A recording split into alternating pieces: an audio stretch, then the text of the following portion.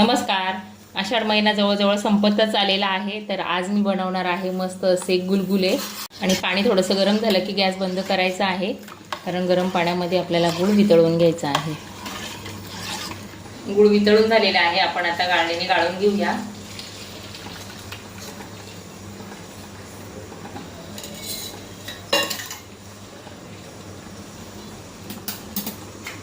थोडंसं थंड करून घ्यायचं आहे. आणि पाणी गुळाचं थंड झालेलं आहे, याच्यामध्ये आपण थोडीशी वेलची पावडर टाकायची आहे. आणि तुम्हाला जर आवडत असेल तर तुम्ही बडीशोप पण थोडीशी बारीक क्रश करून अशी टाकू शकता. गव्हाचं पीठ,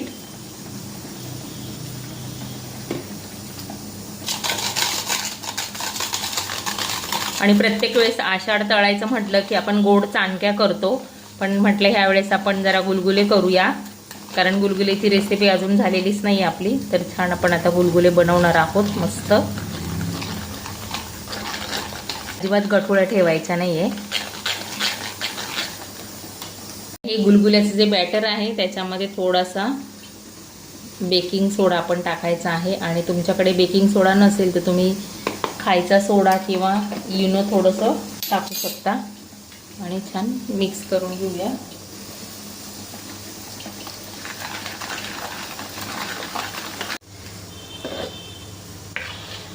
तेल छान तापलेलं आहे.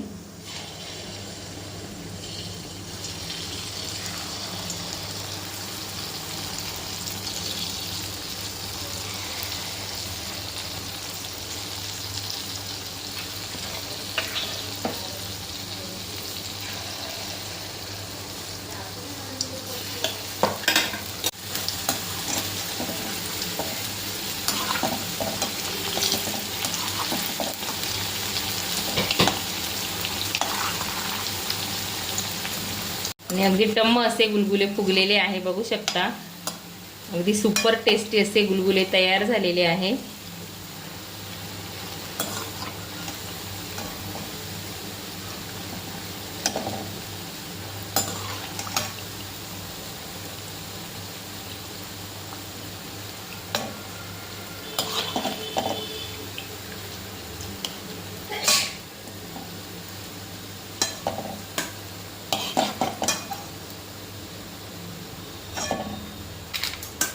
आणि अगदी सुपर टेस्टी असे गुलगुले तयार झालेले आहे.